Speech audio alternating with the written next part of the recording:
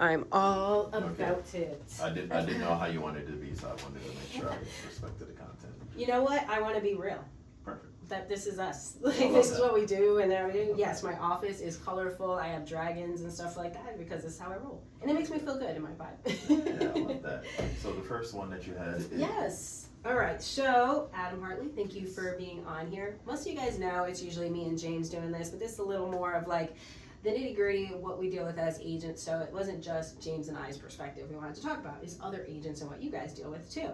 So, Adam, like before we go into the situation about inspections and what's really an issue, it's like, just tell us really quickly, like your business. Who do you mostly work with? Things like that. right. So my business is definitely gonna be, well, honestly, a lot more buyers have been coming out a lot more. I still get some sellers, but I'm mainly a little bit more like buyer focused right now, just because they're pretty much coming out, especially into the spring, summer-ish time. So definitely seeing a lot more people like wanting to buy, wanting to sell. Oh, that's really cool. So then saying from the inspection standpoint, you get both sides pretty well then. Correct. You're used to dealing with not just, protecting a seller, but also protecting a buyer. Correct, yes. Nice, okay. So when this deal first went under contract, you were representing the seller, and it was a buyer that came through. Did anything feel off? I think the biggest thing that really threw me off was it was the report itself that the gentleman gave me, and then something that he had flagged that we had already addressed. It was the crack that was like along the side of the home that he said could have been like a structural or a foundational issue. So, that raised concerns like all over. And that was really at the beginning, even before the inspection started? So when we first, not necessarily before it started, but when we first went out there, we let everyone know, hey, it's not a brand new home, it is a little bit older. We know that there's gonna be a little bit of dings, which even the seller knew about the crack, but she had already said, hey, it's just from the ADU, the addition to the property itself. Okay. Now, when you say it's an older home, what are we talking? When was it built? I can't think about it off the top of my head, but if I remember correctly, I think 1950s. I think that qualifies as an older home. Yeah. You're not talking like early 2000s. No, definitely. Sucker's older than us. No, I know. You're like, oh my God. Okay, so the inspection moment itself. Walk us through what came back on the report that really triggered the concerns. Right. At the time, the biggest concern was, again, it was just the crack itself. Because for me, she told me, hey, she added on the property to the ADU itself, the addition to the home. Yeah. She said she got everything taken care of. Okay, awesome. Now, on the report that the inspector said was that, hey, there's a crack in the home. We think that I think he said like he believes the home is like separating, or it could be sinking, or it could be like a structural or foundational issue. So to me, it kind of threw me off. I didn't really know like how to pivot at that moment, so I was like, something's not adding up here. So that's why I needed to dive into that a little bit more, because again, it's always good to get a second opinion. Yeah, that's for real. All right, so like you kind of mentioned it, but what was the language really in the report, and then like how the buyer presented it to you guys? So the language on it, I would have to go back through to double check, but it was pretty much just recommended evaluating by a qualified oh my gosh. Structural engineer? Yes, correct. Yes, thank you. Save me. I knew what you were looking for. Yes, thank you. So they wanted us to go ahead and send a structural engineer out there because they believe that the home is separating based on the crack. Now, when you look at it, yes, you could see that it was different, but to me, it didn't look like something for concern. So at one point, we had to send a structural engineer out there. He looked at the property, and then he said, oh yeah, you have to pretty much just jack it up, put some pins in here to raise it up, this is that and the third. But in the back of my mind, I was like, something still isn't adding up, because again, this vendor wasn't someone on our team. So I was like, okay, are you just looking to make a quick buck and you're just finding something? So then that's when, exactly. So I was like, you know what, let me send someone else out there. So we sent a structural engineer, and we sent, I believe it was somebody to inspect the foundation himself. And he said, no, it's just from the home settling itself. From the addition being put on the property, it was just it settling. So it's similar to how you'd see like the hairline cracks on like a new construction home. Right. It was similar to that, but since it was a brick home and it was an addition, it was just from the home settling. That new area. That's all it was. It wasn't, but they leaned into that. Right. Okay. So it's interesting. Like you said, the inspection report itself wasn't actually terrible. He notated the crack and just said, "Hey, this should be investigated more." Mm-hmm. Which you're like, okay, as an inspector, that makes sense. You see Right. something weird, it's an anomaly. He didn't make assumptions. He just said, "Hey, this could be something more. Investigate it more." And then you said your first structural engineer. Who picked that one? So it's going to be me, I'm gonna be honest with you, but what I did was, okay, I didn't have someone that on my vendor list for this, I will be honest. So I went online, just found somebody that I was like, okay, hey, good ratings and everything, so I wanted to send them out there. I was trusting him, he sounded like I could trust him a little bit, Yeah. but at the same time, it was something wasn't making sense to me, so that's why I wanted to lean into it a little bit more, just to find out if it was something that they were trying, that needed to be done, or that they just wanted us just to do, just to dish out more money. So the double check kind of thing. Exactly. Okay. Now, when that inspection came back, what was the cost that they were talking about? So when that one came back, they quoted us around 13,000. It was 13,000 to put the different pins in that were needed in order to pretty much raise it up a little bit. So they wanted us to pretty much, get that addressed. Okay. And so that's when you're like, okay, that's obviously a big chunk of money. How'd the buyers take that news? So the buyers, they were okay with it because, obviously to them, they were taking off, they wanted to see if they could negotiate that off the price of the home itself. So they were like, hey, it's not scaring them away from it, but we're gonna need you to get this done. Right. So it was kind of like, okay, now that puts us in a situation to where we believe that it doesn't need to be addressed. They believe it does, but the inspector's telling them something. But at the same time, even the gentleman that went out there, that again, we don't really have a reputation with, he was saying something pretty much similar to the buying side. Right. I do like how you said, like, in your head, something still felt off. Mm-hmm. What did you call that? Like your intuition and your Yes. instincts or whatever? Yes. Gotta love that. Yeah. I think that's a huge part of this industry. Like, we don't normally like bring up in terms of like, oh, well, how'd you know? You're like, you can't put like a finger on it. You're just like, there was just something about it that felt off, Mm-hmm. and you trusted that enough to be like, let's at least get a second opinion. Right. Which was great because the second opinion all of a sudden was like, no. So how'd you find the second guy?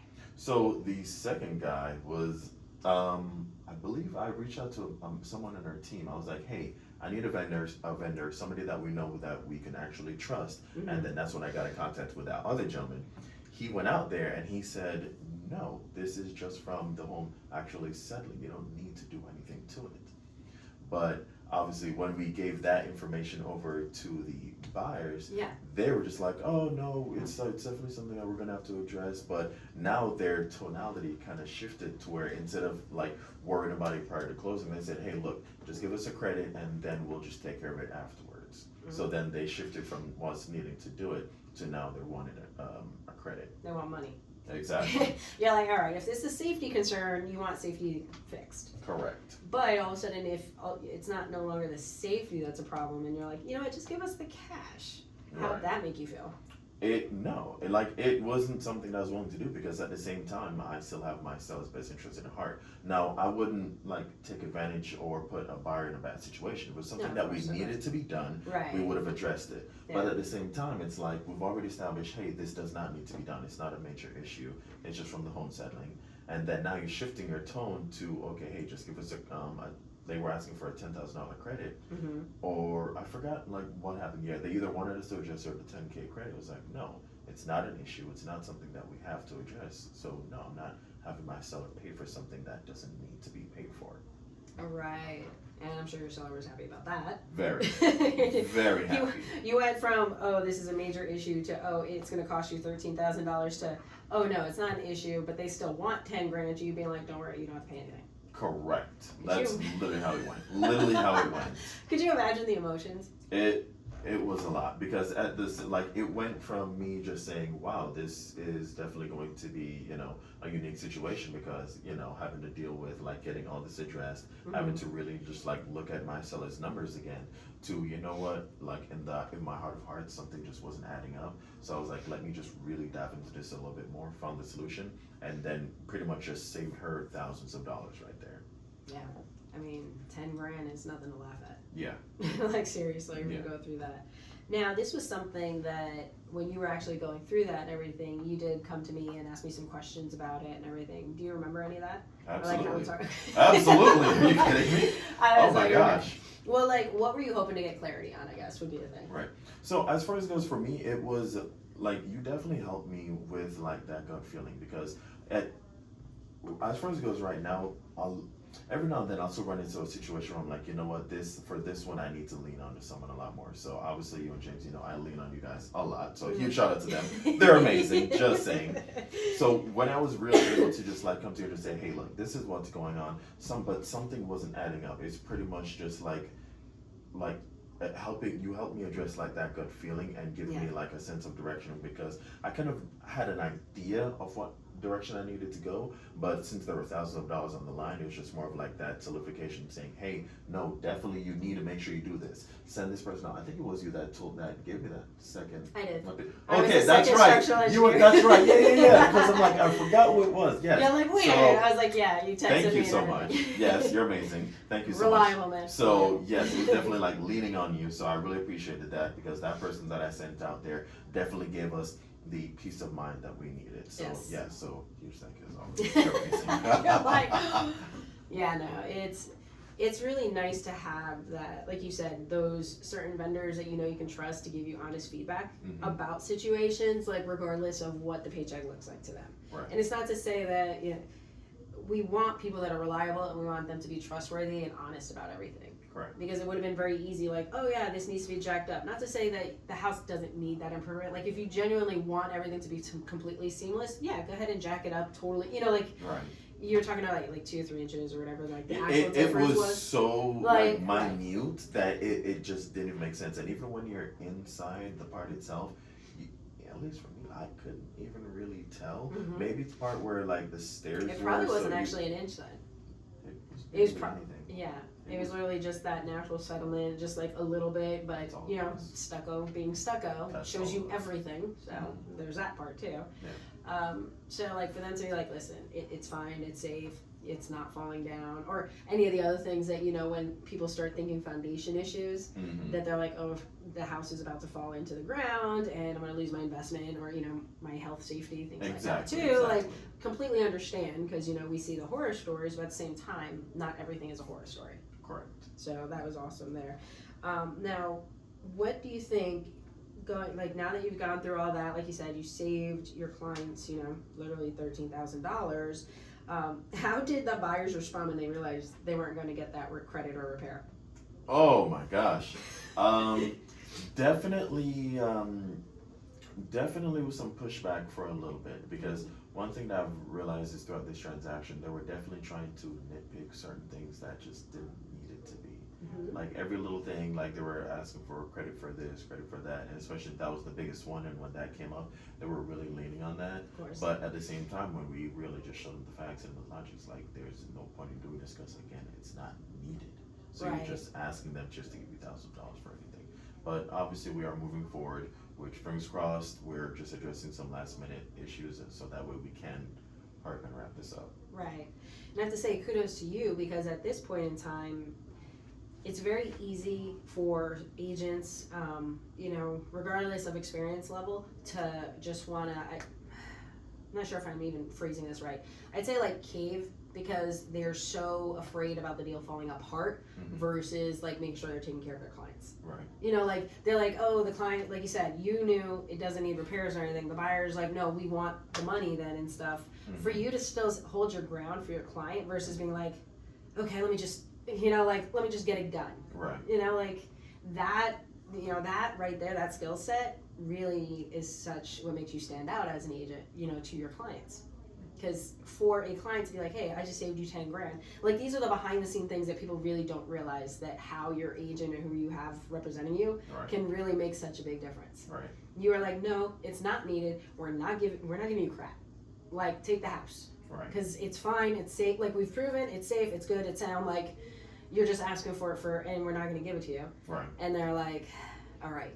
Like a lot of agents either not experienced, or if they're really desperate because they're trying to pay their, like there's so many different things where all of a sudden they let their personal involvement get involved in the transaction. Correct. You kept it cool and calm. You're like, no, this is for my client, and it worked out. Yeah, I definitely didn't want to put her in that situation because for me, maybe I'm a little bit biased, but if the buyers were willing to walk for because of that, two things. One, I would have been okay with that because Yeah. it just would, I would have rather have my seller go back to the market because I think this was the first week we put it on the market. Yeah. So I would have rather have her go back to the market, have me find another buyer, and then go back on a contract. And as a just in case, I did have a backup buyer. Oh. I already had a backup buyer. So I love I We always say yeah, contingencies. I'm telling you, I was like, just in case, I wanted to make sure that I already had like my ace because I already knew that did need to be addressed. So what I did first, just in case, as soon as I got the report back and I knew, hey,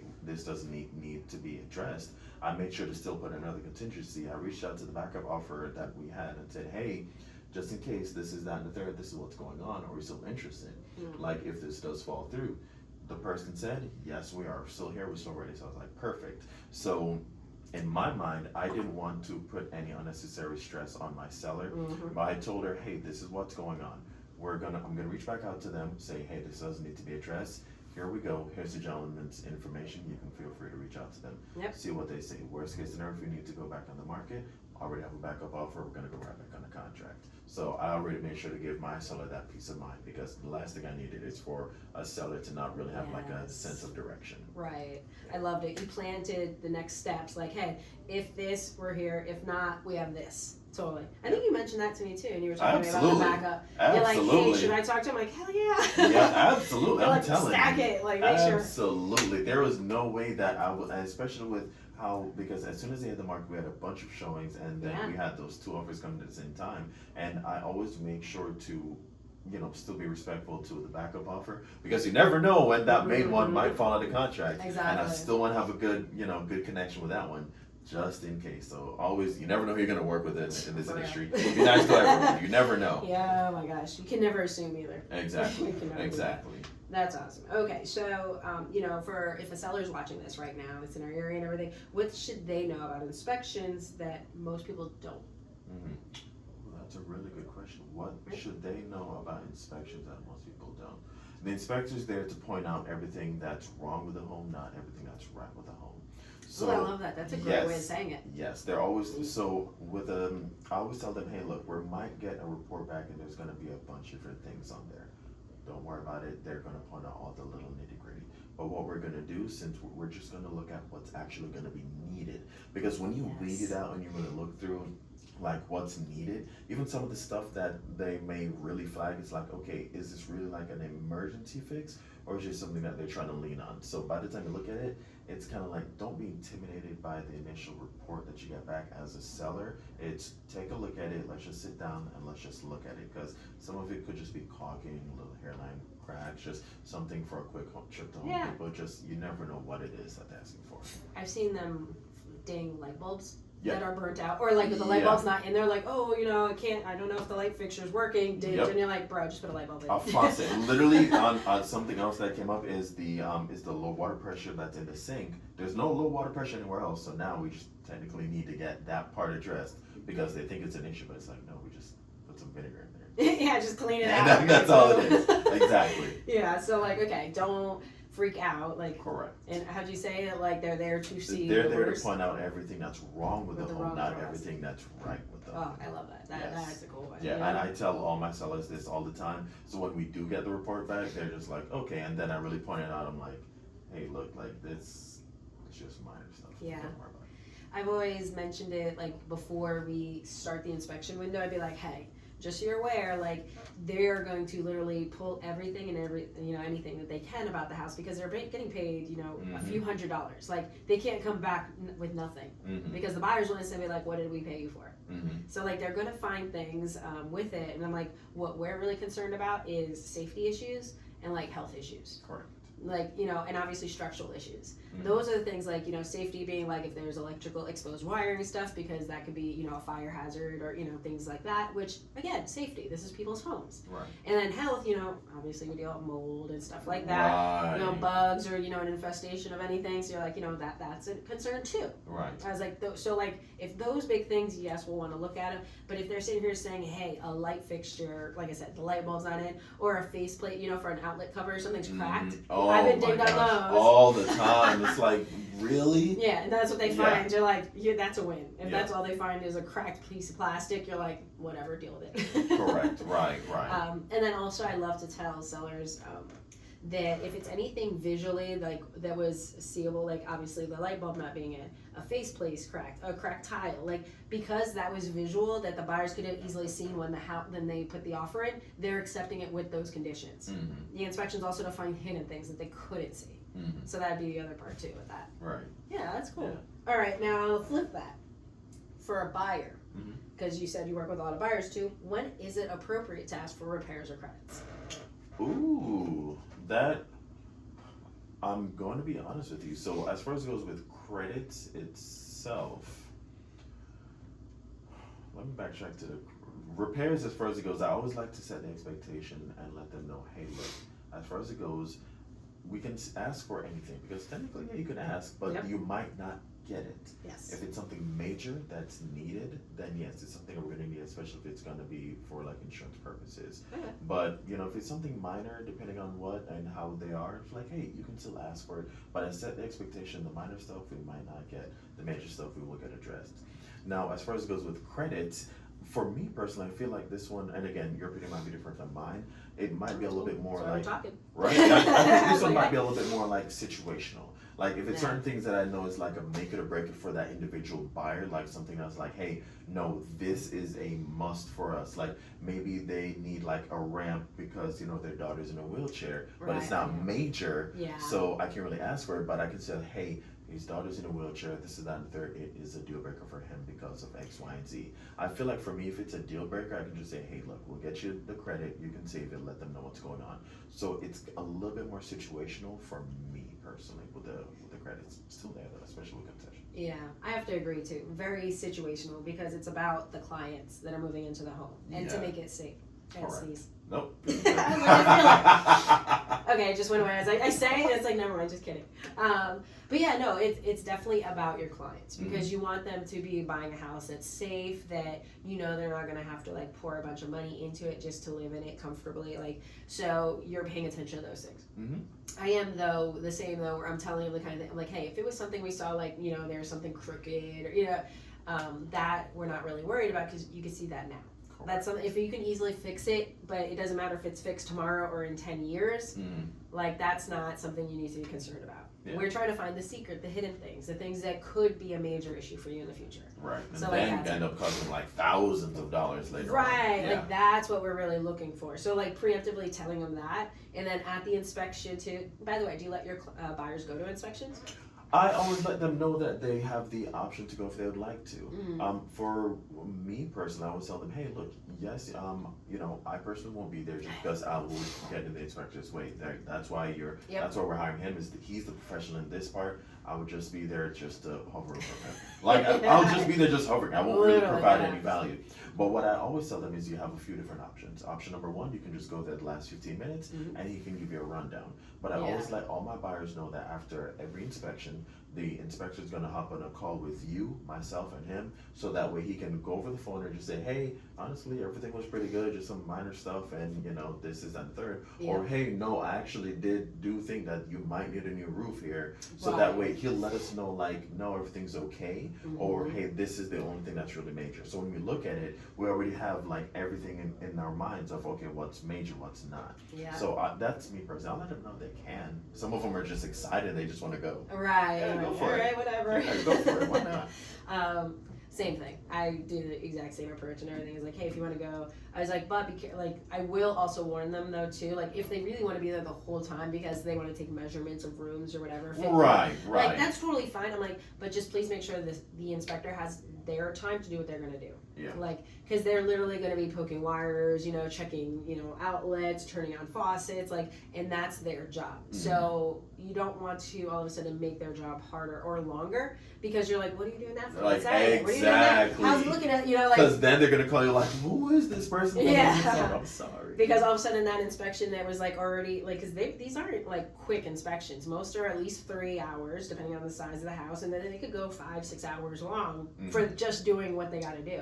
Now, if you add in someone who literally wants to ask them every single question, or how does that work? How does that work? And how do oh my gosh, that would take forever. Yeah, let alone the inspectors would hate us.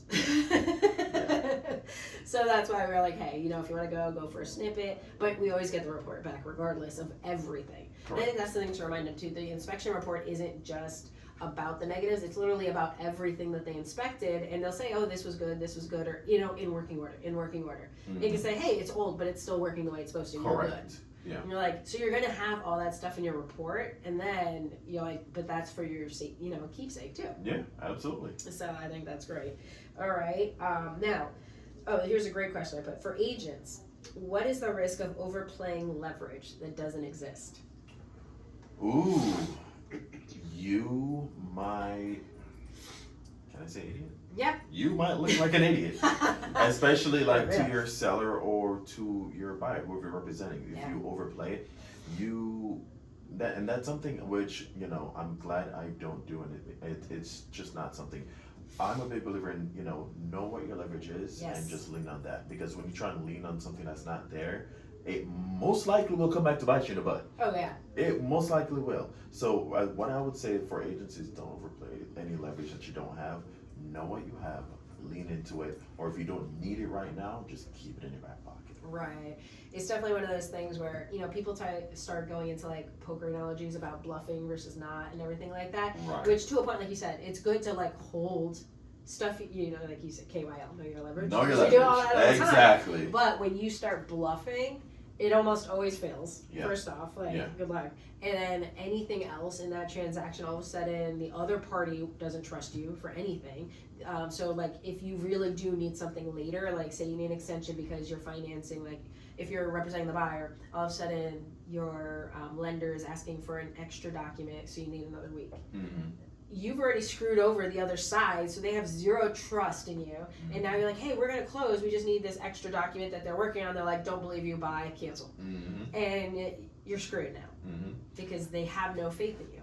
And one of the biggest things as well, why I don't overplay any leverage that I might not have, is one thing that I've also realized is even though we are in a big industry, at the same time, it's still, the industry is still kind of small. So you'll most likely run into the same agent at some point in time. And now what if you're in a multiple offer situation? And then now they're like, it's between you and someone else, but they remember how you won the previous transaction, so now that other agent got it.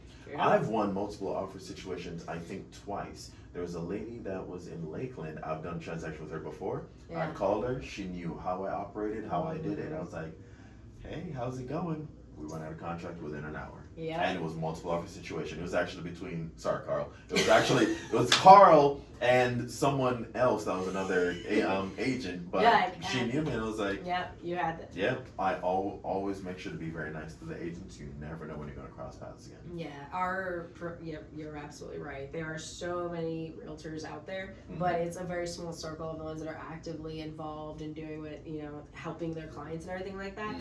And if you screw them over, like, your reputation's everything in this industry. You're right. I absolutely will get deals because I'll make a phone call or do something, be like, hey, I have a client and she'll be like, all right, send it over. Yeah.